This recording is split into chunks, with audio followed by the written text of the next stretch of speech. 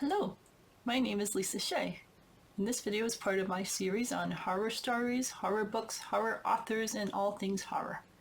In this particular one, we're going to be talking about my short story, Do No Harm, which is 3959 words and 13 pages long.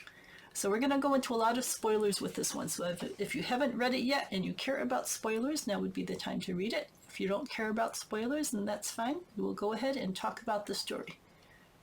Some of my short stories are fairly straightforward and have a storyline that is easy to follow even if you don't have a scientific background.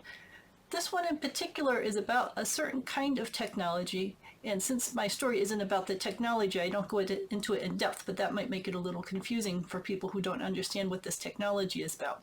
So hopefully this video will help bring that more to light for people who care about the technology side of things. So the story is about a woman, Letitia, who is part of a clinical study. And with clinical studies, they bring in bunches of patients and they do different things to them, and they're trying to see if the treatment or whatever is safe for everybody and what kind of side effects are involved.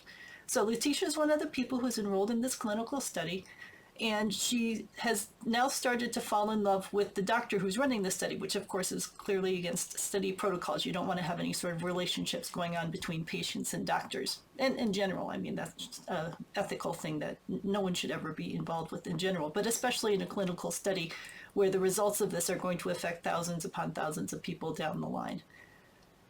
So she's keeping the relationship secret because they know that it's against the rules. And she makes a comment that her sister is always doing things to make her feel like she's not that important. And now she's going to be able to show off to the sister that she has a doctor and that she's got a doctor as a boyfriend and so on. And out of the two sisters, Letitia is the one with sickle cell disease. So this is the first part that some people get confused about. What is sickle cell disease? Normally, in your blood vessels, you have blood cells going around and doing the different kinds of carrying oxygen into the cells and taking carbon dioxide out of the cells and that sort of thing. And your cells are a circle. And the circles flow nice and smooth through the circle-shaped tube that you have, your veins and arteries and so on.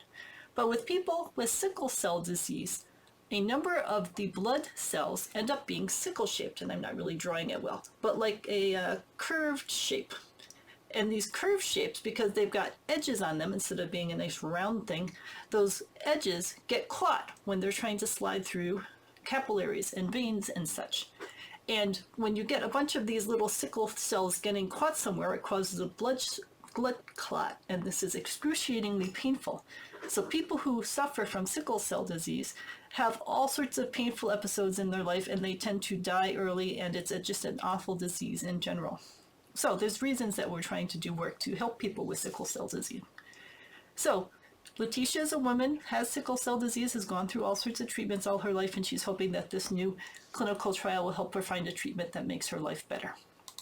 So she's in the clinic, and she's thinking about various things, and she gets to the elevator, and a woman comes out, and it turns out that it's the doctor's wife, the guy that she's the other woman with.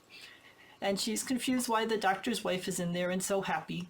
So she gets into the doctor's office, and she goes in and she talks to the doctor, and she mentions that she saw the doctor's wife in the elevator, and she gets a reaction out of him which makes her a little concerned, because her plan, of course, is that the two of them will run off together and live a wild life in Tahiti or something like that. But why is the doctor still hanging out with his wife if he's really planning on doing all these things with her?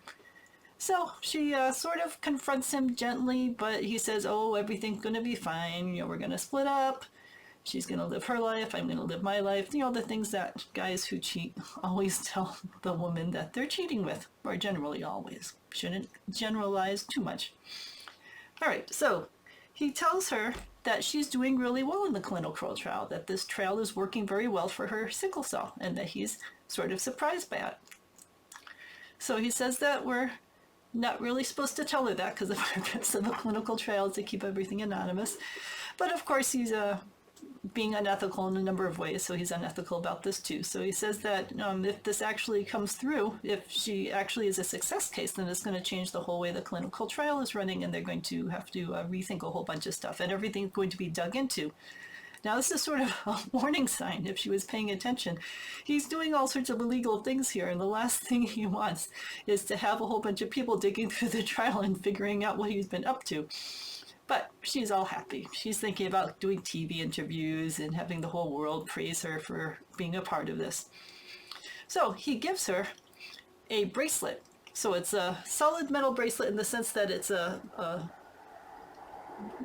a set of chain links and stuff like that. It's something solid, and it's got rubies that he wants her to put underneath the wrist section of her wrist. And she thinks it's beautiful, so of course she puts it on. And they go off and they do the next stage of the clinical trial.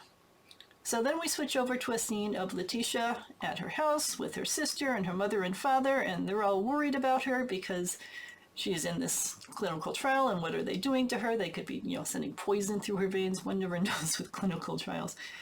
And Letitia, of course, is defending the trial because it's actually working. It's doing a good job of taking care of her sickle cell.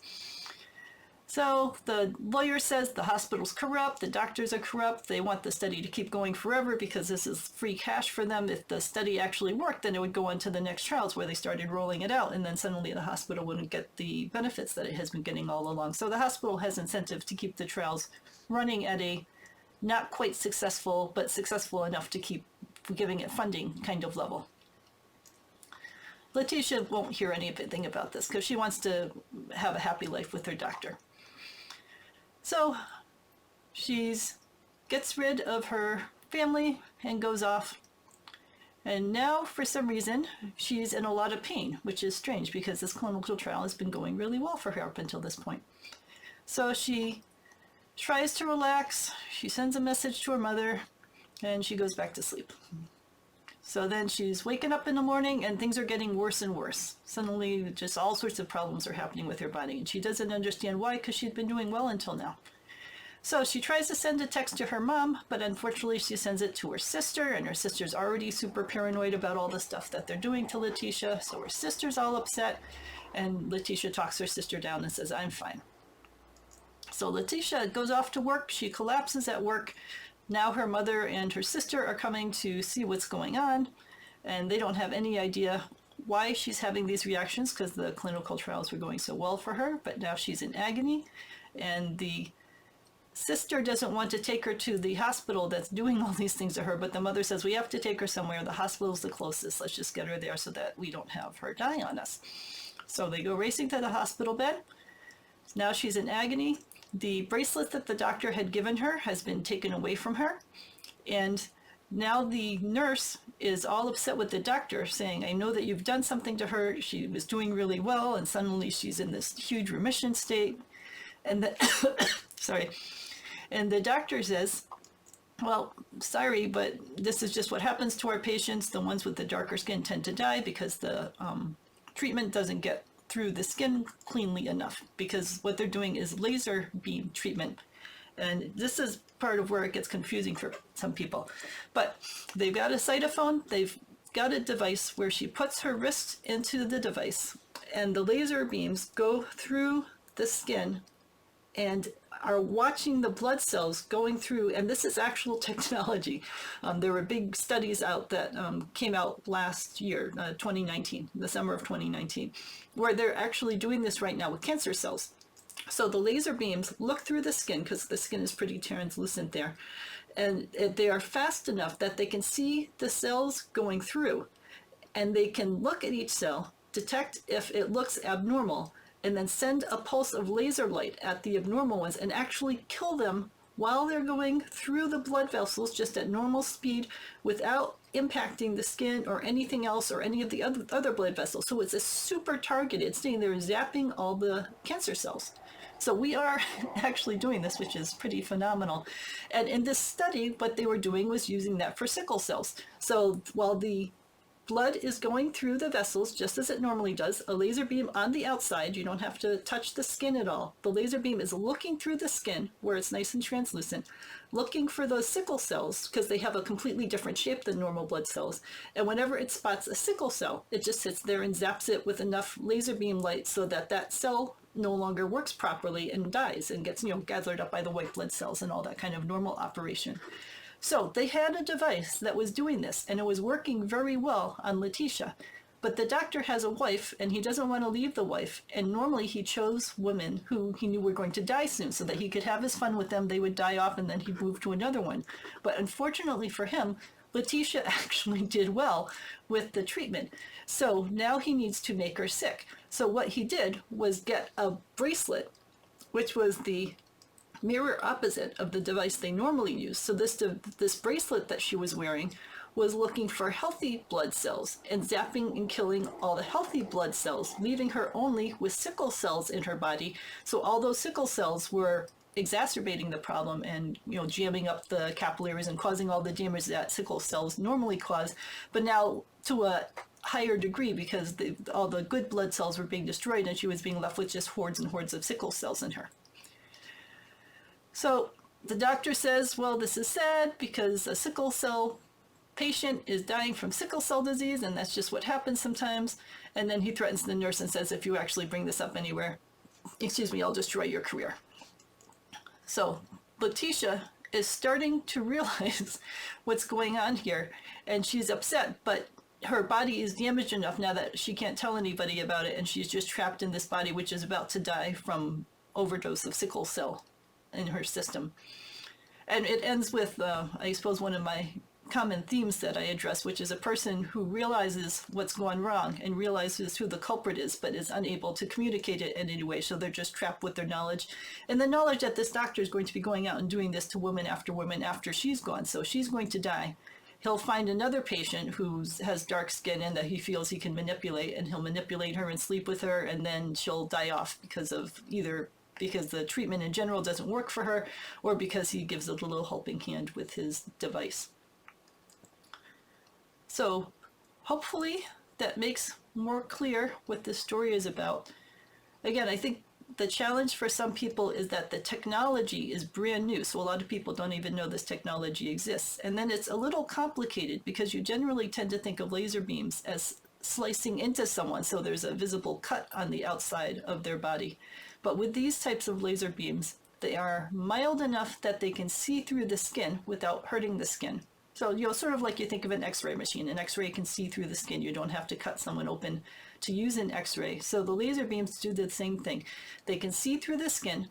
They can see the individual blood cells that are going past, and then they can take a kind of action that's targeted through the skin and destroy just the blood cells they want to destroy. So in the real life application, they're destroying cancer cells. But in this horror story, in the actual clinical trial is using them to destroy sickle cells to help sickle cell people have a healthier life. And in her case, because she was doing too well and he needed her to die off, he used the reverse kind of technology to destroy all her healthy cells and leave her with lots of sickle cells in her system. So hopefully that clarifies what the story is about. Let me know in the comments if you have any other questions about what my aims were with the story. I think in general, it tends to be Black people who have sickle cell disease, and one could say as a result, there's been far less money and effort put in general to helping people with sickle cell disease than, Viagra or something that affects lots of rich white men gets a lot of money poured into its treatment just so they can have erections, but something that's actually causing immense pain to swaths of a community like sickle cell disease doesn't get a lot of attention because doctors just don't think it's as important to address. It's only poor people, it's only minorities, those kinds of issues, which bothers me immensely. So I wanted to bring that situation in general up to light. It's good that they are finally getting some of these processes under control. And my previous story was on CRISPR, and there are CRISPR efforts to work on sickle cell disease too. So both of those are encouraging. I like that the CRISPR efforts are heading towards handling sickle cell, and also that hopefully this laser beam technology, which they were using towards cancer cells, can also be used towards sickle cells, because sickle cells have a very unique shape, and it should be easy for their detection system to look for the sickle cell entries and kill them. But it's also worth mentioning that they're generated in the body, so you can sit there once a week and kill off the sickle cells, but when you go back next week, they're just going to be back again because the body's generating them. So you need something better like the CRISPR technology so that you stop them being produced in the first place. But all of them help. All of them are much better than just suffering from sickle cell disease. So thank you for watching the video. Ask if you have any questions at all about why I crafted it or how I did the scenes or anything like that, or about the technology. I can send you some links. Be sure to like the video and subscribe so you get the future updates. And we'll have some horror panels coming out soon with different authors talking about how they put together the characters or environments or so on. So be sure to watch for that. Thank you very much and have a great week.